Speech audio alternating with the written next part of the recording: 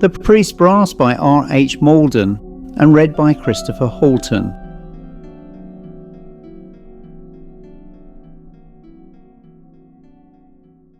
The story for tonight appears to concern nothing more sinister than the harmless antiquarian hobby of brass rubbing in Old English churches. The narrator, a keen collector of monumental brass rubbings, sets out on a summer excursion to a remote Lincolnshire village in search of another addition to his collection. Yet, as so often happens in the finest tradition of English ghost stories, an ordinary pursuit gradually uncovers something that has lain undisturbed for centuries. Malden, himself a clergyman and scholar, possessed a deep understanding of the English countryside, with its churches, folklore, and lingering superstitions. He draws upon these elements to create a tale where the boundary between history and the supernatural becomes increasingly uncertain. A forgotten priest, strange village traditions, an enigmatic sexton, and a series of disturbing coincidences slowly combine to produce an atmosphere of mounting dread. Unlike many modern horror stories, The Priest Brass relies not upon shock or violence, but upon suggestion, ambiguity, and the unsettling feeling that ancient evils may survive long after their origins have been forgotten. As with many stories of its era, some attitudes and expressions reflect the period in which it was written and may not accord with modern sensibilities. They are presented here in their original historical context. So settle back, dim the lights, and join me as we visit the quiet village of Much Rising, where an apparently harmless brass rubbing reveals a mystery that perhaps should have remained buried beneath the stones of the church floor. The rubbing of monumental brasses in churches is one of the occupations which attract a large number of schoolboys, but are seldom pursued for long after reaching man's estate. The collecting of foreign postage stamps is another. Some stamp collectors continue and eventually amass very large and valuable collections, but I think they are exceptional. I never remember to have heard of a brass rubber who kept on systematically for half a century or more. Yet a complete collection of rubbings of English monumental brasses would be of great interest and value. It would provide a record of costume, ecclesiastical, military, civil and female, such as does not, I think, exist at present, for a period extending from the middle of the 13th century until the beginning of the 16th. After about the year 1500, brasses become fewer, but they are still to be found for another couple of centuries. One of the very latest must be that of William Brodribb, vicar choral and organist of Wells Cathedral, who died in 1726. The matrix is all that remains now. As stamp collectors are known as philatelists, for some reason which I think has never been explained adequately, brass rubbers might fairly describe themselves as chalcotrobists, should they wish to do so. Certainly chalcotroby can be a pleasant enough occupation during the long days of summer. It meant sallying out with map and bicycle, if part of the journey had to be done by train, and making one's way by little lanes to remote villages where the appearance of a stranger is, or perhaps was, I am thinking of the golden days which were regnancy Victoria, an event sufficiently unusual to cause some interest and even excitement.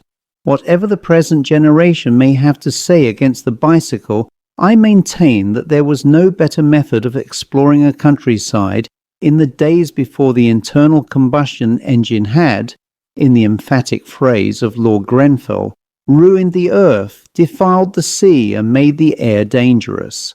Even now the bicyclist can make use of routes where cars cannot follow him, and probably sees more things worth seeing in a mile than the motorist does in 10. As everybody knows, the part of England in which the chalcotrobist will find most to repay him for his trouble is situated to the east of a line drawn from Hull to Bournemouth. Within this area there is no district in which a bicycle cannot be used. My procedure was always pretty much the same. When I had found my village, which was sometimes not too easy, I began by calling at the parsonage. Of course, I had always written a few days beforehand, asking leave for what I wanted to do. This was only refused once in a letter which I thought very oddly worded. Soon afterwards, I heard that the writer had created a considerable sensation by appearing in the pulpit with an umbrella in his hand. He opened this and held it above his head during the whole of his sermon. The day was fine and the roof of the church in good repair. A few weeks later he resigned the benefice at the instance of the bishop of the diocese and, I was told, announced his intention of devoting the remainder of his days to the cultivation of party-coloured roses and the drilling of ducks. I do not know what success he met with in either undertaking. If the incumbent was at home, I always found him friendly and usually hospitable, sometimes almost embarrassingly so. If he had to be out or away, I got a message to the effect that I should find the church open and that the sexton would be about to give me any help I wanted. If possible, I used to lunch off bread and cheese and beer at the inn, as that wasted least time while the light was good.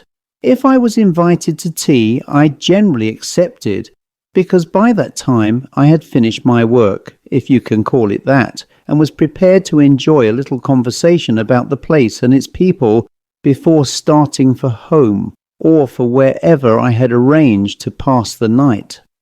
Not a very hazardous or very exciting way of spending a day, one would think. All the same, I did once meet with what may fairly be called an adventure, which might have ended very unpleasantly. I have never understood it thoroughly, and up to now only 2 people beside myself have heard the story. I do not think that any harm can come of putting it on paper after a lapse of more than 40 years. Much Rising will serve as the name of the village concerned, and I need not indicate its situation more particularly than that it is to be found within the boundaries of the old diocese of Lincoln, which anciently extended from the Humber to the Thames. One fine morning in August, when the last century was nearing its close, I might have been observed, and in fact probably was, ringing the doorbell at the rectory. The rector made me very welcome. He said that my name was familiar, and I soon discovered that he had been at Trinity Hall with 2 of my uncles, and intimate with one of them. Unfortunately, both he and Mrs. Foster, I ought to have mentioned his name before, had to spend a considerable part of the day at the monthly meeting of the hospital committee in the market town some miles away. As he spoke, I heard the sound of a horse's feet and wheels on the gravel outside the window, as if a trap of some kind were being brought round to the front door. "However," he went on, "you will find the church open and the sexton will be about all day as he has got a grave to dig. I've told him to expect you and give you any help you may want. We ought to be back about 4 o'clock and shall be very glad if you will come in to tea before you start for home." At this point, Mrs. Foster came in, equipped for the expedition. Roads were often very dusty then. I will not attempt any details of her costume, which would appear as remarkable now as the get-up of today would have done then. I was introduced, and the invitation to tea was repeated very cordially. Then, "Alfred, my dear, it's high time we were off. You know that if you are late, you'll find that they have made Lord Merton take the chair, and he always goes to sleep after the first 10 minutes, and wakes up in a bad temper when we have nearly finished, and wants everything to be discussed all over again. I can't imagine why he doesn't resign, especially as when he is awake he never hears more than half of what is said." As I prepared to take my leave, I said, "By the way, what is the sexton's name? It might be convenient to know, and I never like asking people directly if I can help it." "Nicholas Clenchwharton," replied the rector. "Odd, isn't it? And not the only odd thing about him either. However, we needn't go into that now. You can tell me what you think of him when we meet this afternoon." I thought that the last sentences were added rather hastily. Mrs. Foster's expression suggested that she had a good deal to say about Nicholas Clenchwharton's oddity, and was quite prepared to say it, even if it meant finding Lord Merton in the chair at the hospital committee. When I reached the churchyard, I found that the grave had made so much progress that the digger was invisible. The appearance of spadefuls of earth thrown up from below showed that he was there and hard at work. I advanced towards the place, but was still several yards from it when he climbed out nimbly enough and came to meet me. It flitted through my mind that it was a coincidence if he had decided to knock off work at that moment, and if he had heard my step on the grass, his ears must be preternaturally sharp. Odd was certainly not an exaggerated description of him. He was very short, almost a dwarf, and as often happens with such people, very broad and deep in the chest. Obviously, he was extremely powerful. His complexion was swarthy and his hair black, both uncommon in that part of England. He looked as if he might have more than a dash of gypsy blood in him. Had his name been Mace or Farr or Lee, I should not have been surprised. He was not wearing a hat, and two tufts of black hair stood out above his ears, almost like horns. There was something unusual about his face which I did not take in for a moment. Then I saw that his heavy black eyebrows met in the middle, as St. Paul's are said to have done in the Acts of Paul and Thecla.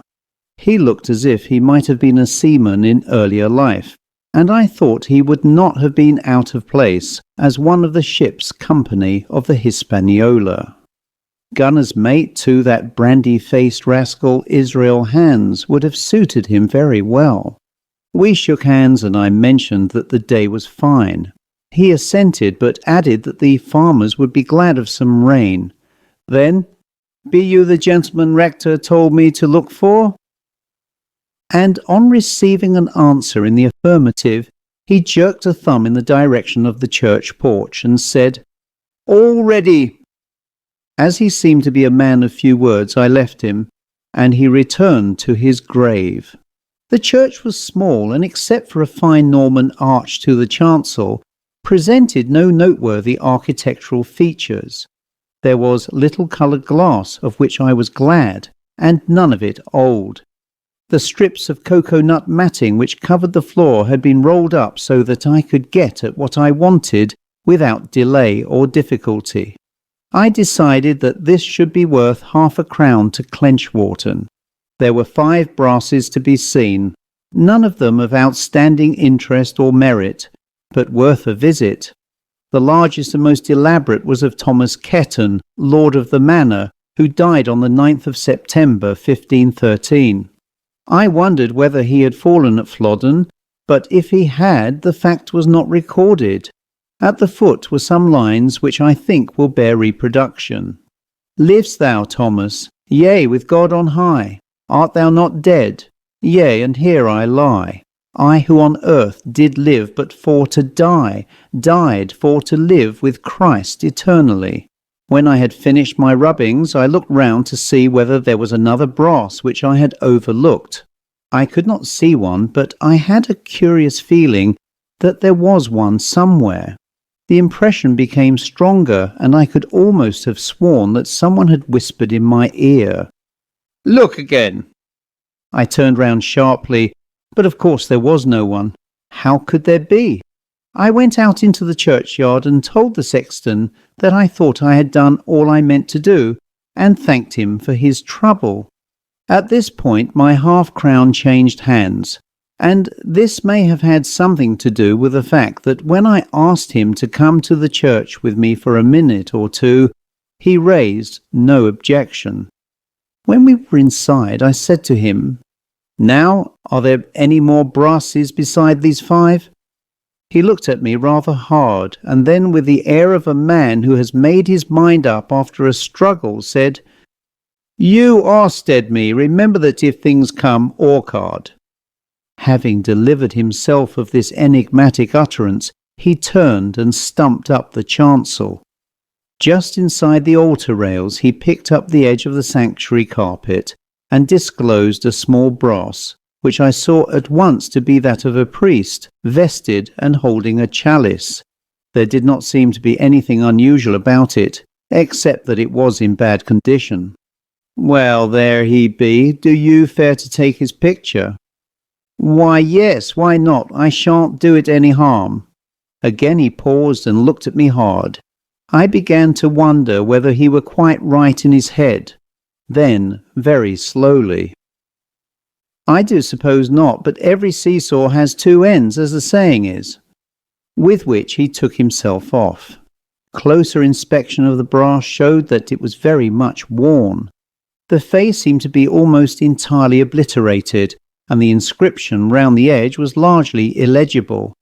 But as it appeared to be in its original matrix, I concluded that slab and brass must have been moved from some more exposed position, possibly with a view to the preservation of the figure.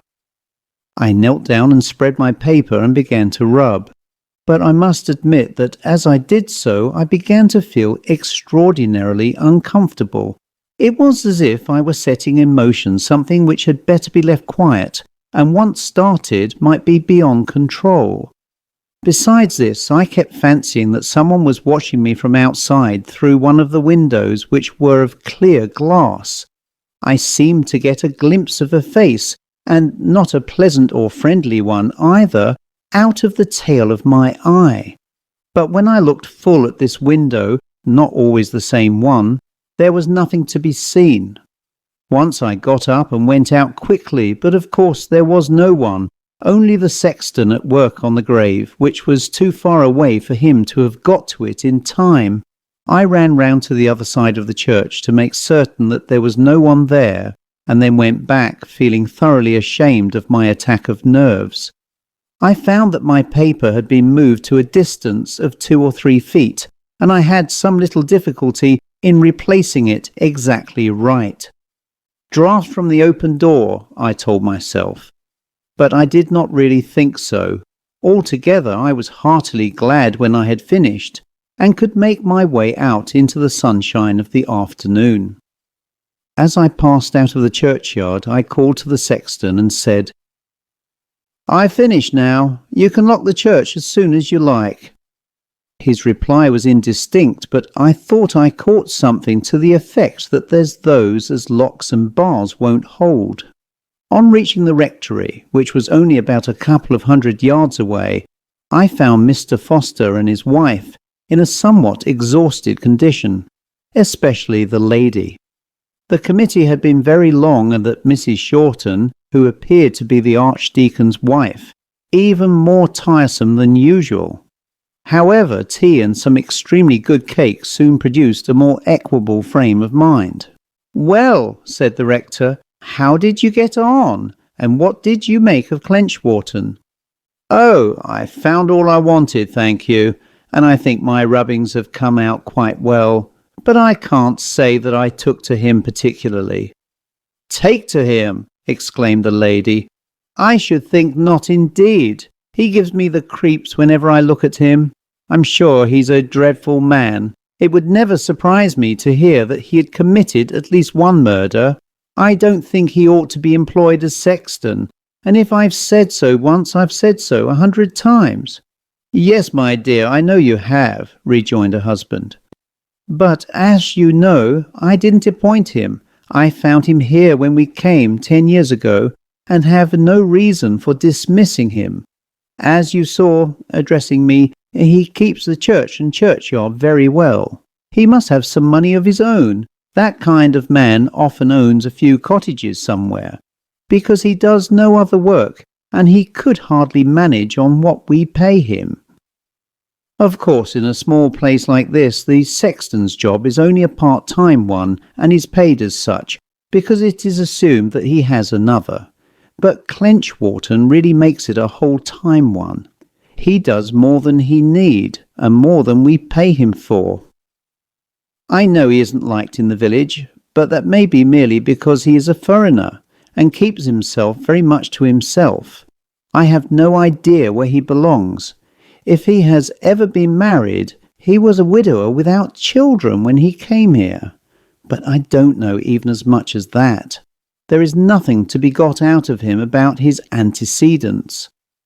Mrs. Foster said nothing, but it was clear that she thought his reticence prudent. "They say that he is out too much at night, but if he were a poacher, he wouldn't be the only one in the parish, so I don't see why they should mind. But I don't think they mean that. In fact, I don't know what they do mean, and I'm not sure that they do. Anyhow, the keepers have never caught him, and I never heard of him getting drunk or anything of the kind. So I've nothing against him, and he is an extremely useful servant." "There's one thing I should like to ask before I go," I said. "Why do you suppose he didn't want me to see the brass of the priest in the sanctuary?" And I told what had passed. When he had heard my story, the rector said nothing for a minute or two. I thought he seemed to be rather disconcerted by it. Then he said, "That's very curious. The man's name was William Codd, and when Bishop John Russell held a visitation in 1485, he was accused of practicing unlawful arts. Of course the charges were vague, and I don't know how seriously the bishop took them. Bishops often show plenty of common sense in such matters, more than magistrates. Codd died almost immediately afterwards, so no more was heard of them. There must have been some feeling against him in the parish, though, because he wasn't buried in the chancel, as the rector had a right to be. They put him at the West End, under the tower." "I suppose it was then that the brass got so badly worn," I said, interrupting, perhaps rather rudely. "Yes, I dare say, but anyhow the place didn't suit him, and he seems to have made himself troublesome in a variety of ways. Eventually they took him up with the sanction of Bishop William Wickham, about 1590 that was, and put him where he is now. But stories live on in an extraordinary fashion in these villages, and I believe some of the people aren't so sure that he always is there, even today. I wonder how much Clinchwater knows and what he thinks about it, but I don't suppose that you or I would get much out of him." Soon after this I took my leave. I had to bicycle about 10 miles to the town where I had taken a room at the inn for a week. There were several churches in the neighbourhood which I wished to visit, and the map had shown me that this would be the most convenient centre. I promised myself a pleasant ride in the cool of the late afternoon. There was no summer time then, and 6 o'clock really was 6. But I was disappointed. As is usual in that part of England, there was a fairly broad strip of grass on each side of the road. Then a wide and deep ditch, dry of course now, with a quickset hedge beyond it. As I rode along I could hear a rustling in the ditch, such as might be made by a small animal. Nothing out of the way in that, you will say. But what was out of the way was that the sound kept up with me. To be exact, it kept about 2 yards behind, never more and never less. I put on speed, but even when I got some help from the ground, I could not shake it off. Twice I dismounted and went to the ditch, but there was nothing to be seen. When I stopped, the rustle stopped, but as soon as I mounted it began again. I didn't like it, but there did not seem to be anything to be done. When I got into the street of the town, it ceased. I had company at my supper and afterwards in the shape of a commercial traveller who was not indisposed for conversation. Ordinarily I might have found this rather tiresome, but that night I must admit that I welcomed it. He gave me a most interesting discourse on the way in which different kinds of soap go in and out of fashion, and how the tastes of different villages vary and change. I gathered that to sell soap successfully in a country district you must have a considerable endowment of prophetic vision, and be a close and sympathetic student of human nature. He obviously wanted to know what had brought me there, so I told him that I was having a holiday and had spent most of the day at Much Rising. "A queer place by all accounts," was his comment, but as it was not on his ground, he had never been there. The town in which we were was the limit of his beat. I went to bed early, but did not sleep very well. I woke up several times during the night with an uncomfortable feeling that someone or something was moving about the room. Twice I struck a light, but no intruder was visible. The house was an old one and might well harbour rats. As long as they kept behind the wainscot, they could do me no harm. With this reflection, which I did not find quite as comforting as the sterling common sense by which it was inspired ought to have made it, I went to sleep again. The next morning was very wet. The landlord assured me that it would clear about 12 o'clock, so I thought I would occupy myself by going over the rubbings I had made yesterday. They had all come out well, cod surprisingly so. In fact, I could make out more than I had seen when looking at the original. This does sometimes happen, just as a photograph of a manuscript, especially of a palimpsest, may be easier to decipher than the manuscript itself. The lettering round the edge was very much broken, but I could read as follows: Hic iacete Dominus Wilhelmus Cod, rector huius ecclesiae, qui obit di Novembris, diem vere Saturninum, morte repentina et horribili praereptus. This I reconstructed as: Here lies Sir William Codd, rector of this church, who died on the blank day of November, a truly saturnine day, snatched away by a sudden and dreadful death. The year was completely obliterated, but the rector had told me that it was 1485. My restoration of the day of the month was conjectural, but I remembered that 29th November was the day of St. Saturninus of Toulouse, who was gored to death by a savage bull during the Decian persecution, and I thought that the coining of an adjective from his name, more or less equivalent to our Saturnine, was not unlikely. I wondered what had happened to William Codd. Probably an accident which, in view of the suspicions which seemed to have been entertained with regard to him, was no doubt looked upon as a divine judgment. The conventional prayer, Cuius animae propitietur Deus, on whose soul may God have mercy, was not part of the original lettering of this brass. It was incised on the stone slab rather roughly and obviously by a later hand. This was out of the common and lent some colour to the idea that the parish discovered that it had not seen the last of him when his funeral was over. Well, I said, half to myself and half to the rubbing on the table before me, I wonder what you really were like. Pity there's nothing of your face to be seen. And now comes the most remarkable part of my story. As I spoke, some lines began to appear. At first they were very faint. Gradually they became definite, as a photographic negative takes shape in the developing dish.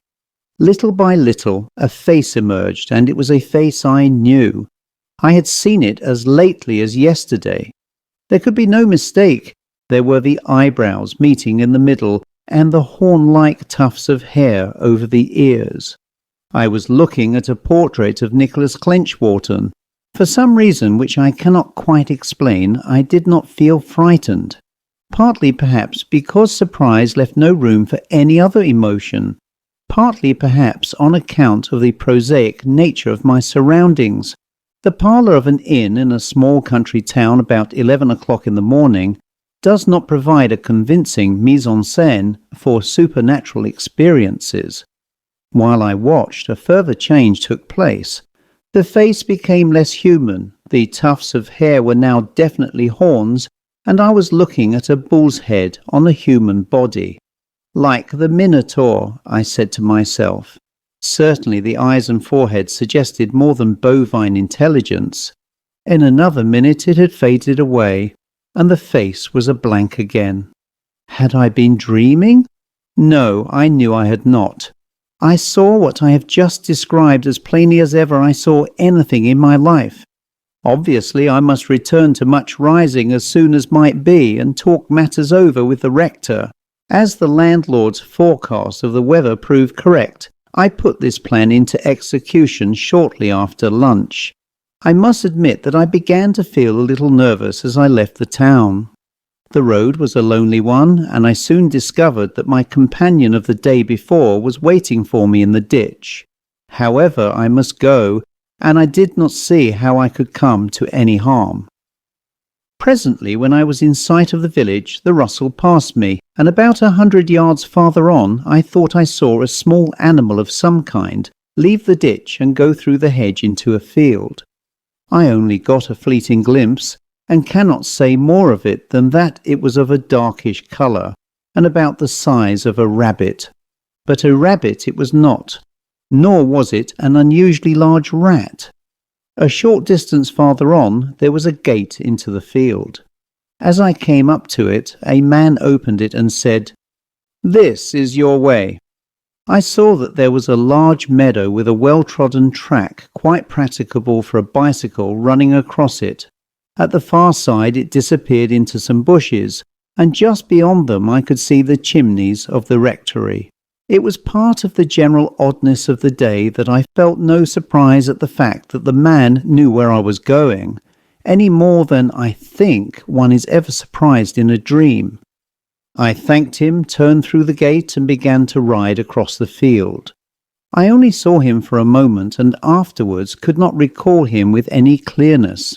He had a broad-brimmed hat so that I never really saw his face, and was wearing a long light-coloured garment. At the moment I took it for the smock frock, which was sometimes to be seen on old labourers then. On subsequent reflection I doubt whether this theory was correct. That was as much as I could say when I came to tell my story to the rector, and he could not identify my description with that of anyone in the parish. Later I seemed to remember that the man's voice had been curiously hoarse, as if from long disuse. When I was about halfway across the field I heard a noise behind me. I looked over my shoulder and saw a large black bull coming after me, obviously not with any friendly intention.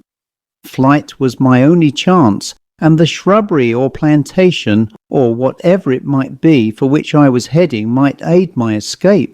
I rode for all I was worth, but the path was narrow and rough, and I judged that the beast was gaining on me.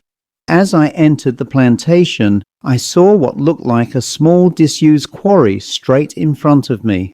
There was only one chance, and that seemed a poor one. I wrenched my front wheel sideways and rolled over amongst the bushes.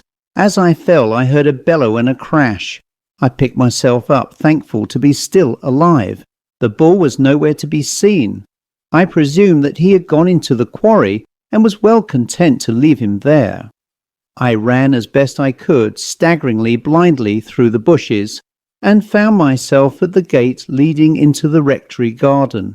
I opened it, thank goodness it was not locked, and ran on a few steps. Then I must have fainted, as the next thing I knew I was in a basket chair on the lawn with a taste of brandy in my mouth, and the rector and Mrs. Foster beside me. His first remark was very kind and wise. "Don't try to tell us what has happened until you feel like it." But like many people when they have been badly frightened but not seriously hurt, I suddenly felt very angry. "I call it disgraceful," I said, "to have a savage bull at large in that field, and that unfenced quarry, or whatever it is in the plantation, is an absolute death trap."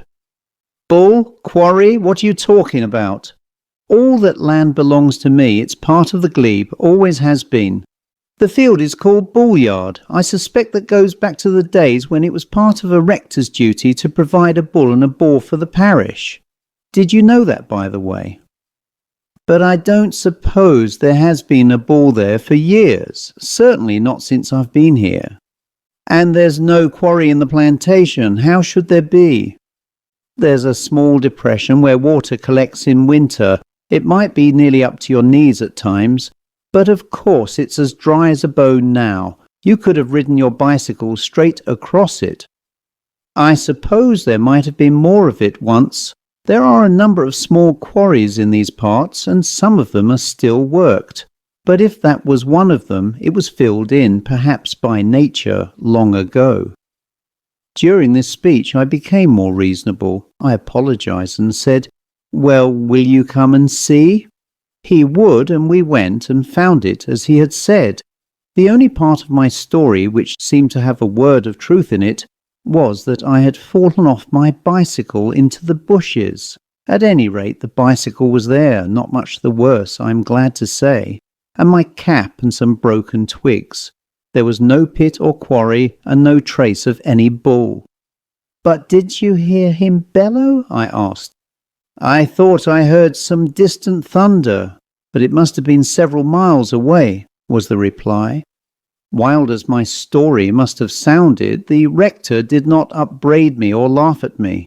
He looked thoughtful and then said, "I expect you'll have something more to tell me presently," and led me back into the garden. We met Mrs. Foster coming from the house, and she very kindly asked me to stay the night. "You've had a shock of some sort," she said. "You really aren't fit to go. My husband can lend you all you want for the night, or you can have some of Gerald's things." Gerald, I learned afterwards, was a soldier's son, who naturally left most of his belongings behind him when with his regiment. I made some feeble protest, but they both brushed it aside. "In fact, you must stop," she went on. "I have sent a telegram," telephones were hardly in the country then, "to the Woolpack. You told me yesterday you were there, and of course I know the people quite well, telling them not to expect you before lunch tomorrow." That settled it. I was really grateful to her, as I hardly felt up to bicycling back alone, even less with such company as I might have. At her suggestion I went and lay down on the bed in the room I was to have. I fell asleep, and when I was roused about 7 o'clock felt much better. After dinner I told the whole story, very much as I have set it out here. As soon as I had finished, Mrs. Foster exclaimed triumphantly to her husband, "There, what did I always tell you? You simply must get rid of that horrible man now." "You never told me that there was any connection between him and William Codd," replied the rector, not unreasonably. "And if you had, I doubt whether I should have believed it. But even now I don't see that I can dismiss him. What reason could I give? What could I say to him?" "Say? Why need you say anything?" And in fact, as you will hear, the necessity did not arise. On one point we were agreed. The sooner my rubbing of the brass was destroyed, the better. So we went to the weed heap in the kitchen garden, deposited the paper there, and applied a match. The flame ran round the edge of the figure in an odd way, and at one moment the blank face was surrounded by a ring of fire. However, it was all over soon, and a puff of wind dispersed the ashes. "And that's that," said the rector as we walked back to the house. I slept more soundly than I had done at the Woolpack the night before, though once or twice I thought the owls seemed to be unusually noisy. We were finishing breakfast next morning when the parlour-maid came in and said that the policeman had called and was wishful to see the rector. "Sorry to disturb you, sir," he said as soon as he had been shown in, "but would you please come down the village? I think there's summat wrong to Clenchwharton's." As we went, he told us that no one could recall having seen him since dinner time the day before. The woman who did for him had gone as usual in the morning, but had been unable to get in. No knocking or calling could elicit any response. His cottage stood by itself between the end of the village street and the churchyard. When we arrived, a few people had collected and were standing about.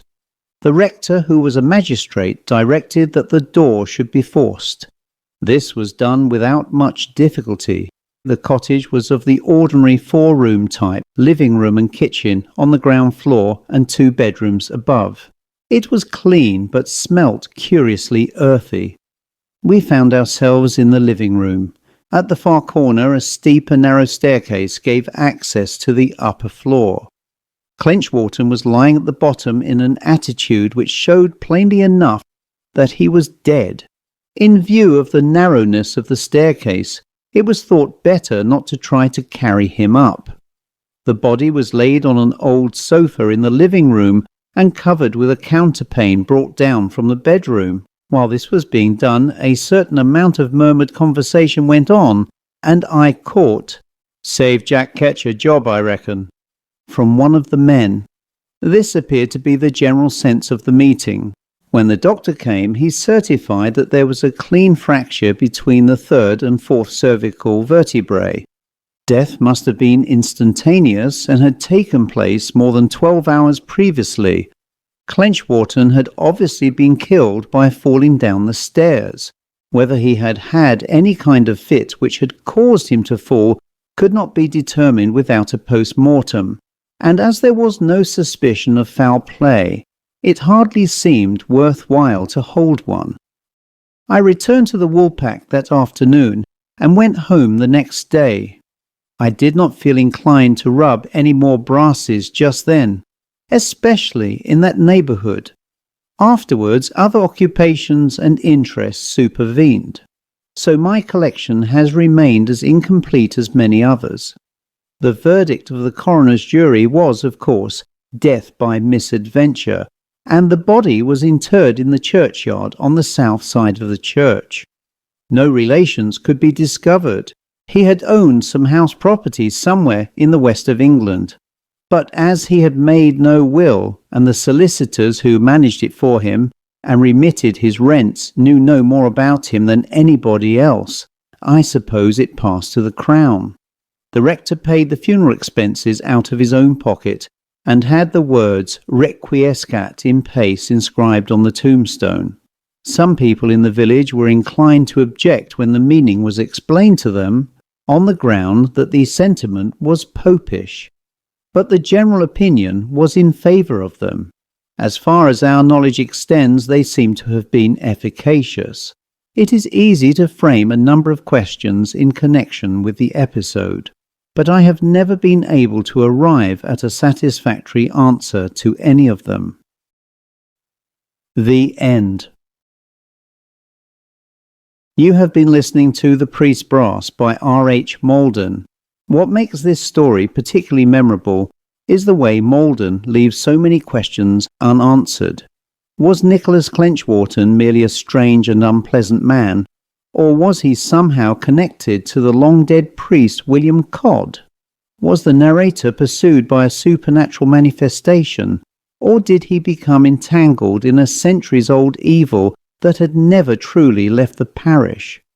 Malden offers hints, clues, and disturbing coincidences, but wisely resists the temptation to explain everything. Like the best ghost stories, the tale lingers in the imagination long after the final page, inviting us to ponder possibilities that reason alone cannot comfortably dismiss. If you enjoyed this journey into the strange and uncanny corners of England's ecclesiastical past, please consider liking the video, subscribing to the channel, and sharing it with fellow lovers of classic supernatural fiction. Until next time, thank you for listening, and as always, keep a light burning for the long shadows. Your narrator of the dark side, Chris Halton.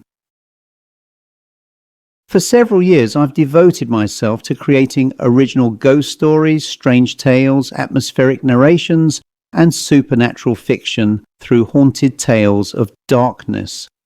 What many people perhaps do not realize is the amount of work involved behind the scenes. The writing, editing, research, recording, artwork, publishing, and production that goes into trying to create something worthy of the great tradition of classic supernatural storytelling. I continue to do it because I genuinely love the work. Some months ago, however, YouTube effectively removed my ability to earn revenue from the channel, claiming that my content was somehow inauthentic. I was far from alone in this, as many other readers, writers, and narration channels were similarly affected. Ironically, this has happened at a time when the platform itself is increasingly flooded with AI-generated material. Part of the issue, I suspect, is that YouTube strongly favors midstream advertising, which is completely at odds with the kind of immersive storytelling experience I try to create. Interrupting a ghost story midway through with loud advertising breaks the atmosphere and destroys the flow for both reader and listener alike. A number of people have asked whether there is another way to support the channel and my writing directly, and that would be by supporting me through Patreon for anyone who wishes to help support future stories, books, narrations and projects. There is absolutely no obligation, of course. Watching, listening, commenting and sharing the work already helps enormously. But for those who would like to contribute monthly or simply leave the occasional gift of support, it would be deeply appreciated and would directly help me continue creating new material. Thank you to everyone who has followed and supported Haunted Tales of Darkness over the years.